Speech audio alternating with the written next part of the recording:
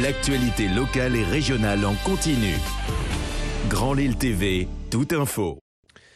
Bonjour à toutes et à tous et bienvenue sur Grand Lille TV pour cette nouvelle édition du journal de la rédaction. Aujourd'hui, vendredi 8 juillet. On démarre d'abord ce journal par les prévisions météo avec un temps un peu plus mitigé tout de même en ce vendredi. De belles éclaircies de soleil certes, mais aussi des nuages, parfois même quelques averses localement. Des températures du coup en baisse avec 22 degrés de prévu cet après-midi. L'info à la une d'abord aujourd'hui vendredi, c'est la séance plénière du Conseil régional des Hauts-de-France avec un certain nombre de délibérations à voter aujourd'hui. Le groupe Front National a réuni la presse hier pour évoquer l'ordre du jour et les amendements qui seraient proposés. Le FN s'oppose notamment au rapport de Gérald Darmanin, le maire de Tourcoing, concernant le transport, car pour l'opposition, l'écologie et les modes de transport doux sont trop peu évoqués dans le rapport. Le FN dénonce aussi le plan de la région et de la SNCF pour assurer la sûreté dans les trains. Enfin, les élus frontistes s'opposent au développement industriel des éoliennes dans la région. On écoute Philippe Emery, président du groupe Front National au Conseil régional. Hier au micro de Clotilde Leguévac. Il y a une convention qui est proposée à la signature entre la SNCF et la région pour assurer la sûreté dans les trains. La sécurité est une compétence régalienne. Nous allons proposer par un amendement, demander que l'État soit associé à cette convention parce que nous avions proposé une police régionale des transports, mais une police non pas une police nationale affectée à l'échelon régional. C'est bien clair, nous ne sommes pas comme cet exécutif qui, de notre point de vue, veut prendre des compétences qu'il n'a pas avec des finances qui sont en très mauvais état.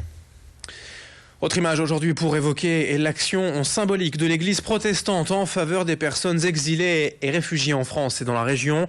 Un collectif national vient de voir le jour, il s'appelle Exilés. L'accueil d'abord, la CIMAD, l'Union bouddhiste de France, l'association Coexister et la communauté des diaconesses de Reuilly sont réunis afin d'interpeller les élus locaux et l'État pour en faire davantage pour l'accueil des réfugiés.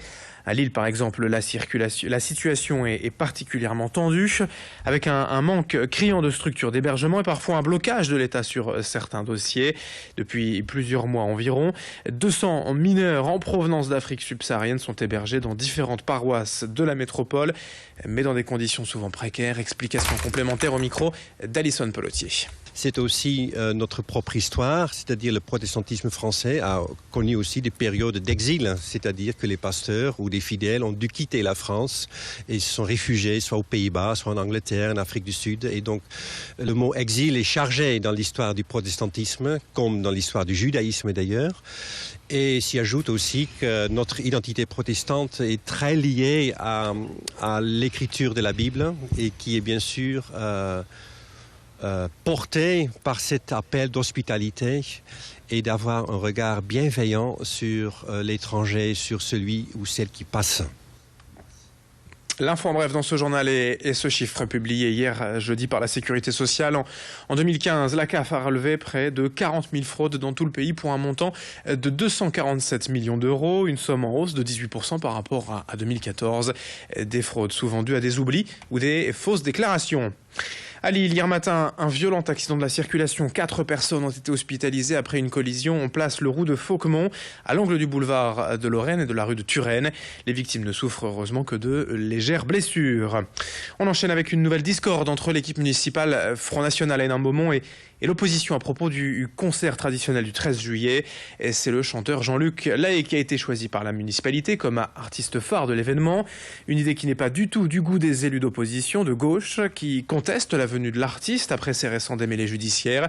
Condamné une première fois en 2007 pour atteinte sexuelle sur mineur de moins de 15 ans, le chanteur a été à nouveau condamné et l'an dernier à une peine d'1 an de prison avec sursis pour corruption sur mineur après avoir notamment demandé à une jeune fille de 14 ans de s'adonner à des jeux sexuels par webcam interposée. Nous avons joint hier par téléphone David Noël, conseiller municipal d'opposition communiste à Hénin-Beaumont. Après sa condamnation en avril 2016, moi j'ai vu ses propos dans le Figaro. Il n'a pas l'air de s'excuser. Enfin, moi, de ce que j'ai lu, il revendique un peu ça en disant finalement, il y en a qui préfèrent l'alcool et la drogue. Moi, c'est des petites jeunes. Moi, je trouve ça, en tant qu'enseignant, en tant que pédagogue, je trouve ça quand même un peu choquant. Moi, je n'irais pas lui serrer la main. Quand on a vu la polémique lancée par le Front National, qui prétendait que non, Black M n'a jamais eu un grand-père tirailleur sénégalais. C'était vraiment du grand n'importe quoi. Black M à Verdun, c'est pas bien, et puis Jean-Luc Lahaye et Hénin Beaumont, c'est bien. Enfin, pour le 2 poids 2 mesures, ça me choque.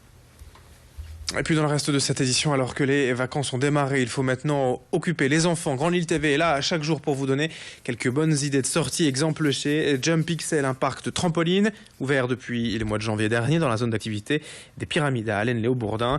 Une salle de 1500 mètres carrés, 6,50 m de hauteur, des trampolines géants, des paniers de basket et si vous avez même le sens de l'équilibre, une slackline étendue au-dessus d'une grande piscine à boules.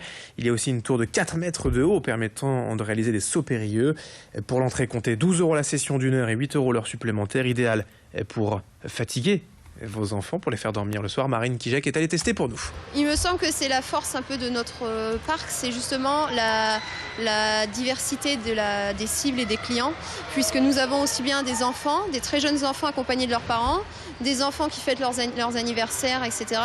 Et également des adolescents et des jeunes adultes qui viennent pour une séance de sport ou pour se faire quelques sensations.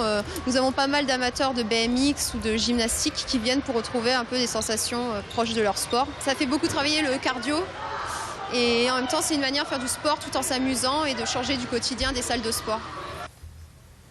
Et c'est la fin de cette édition. Tout de suite à suivre les prévisions météo sur Grand Lille TV. Et merci de votre fidélité.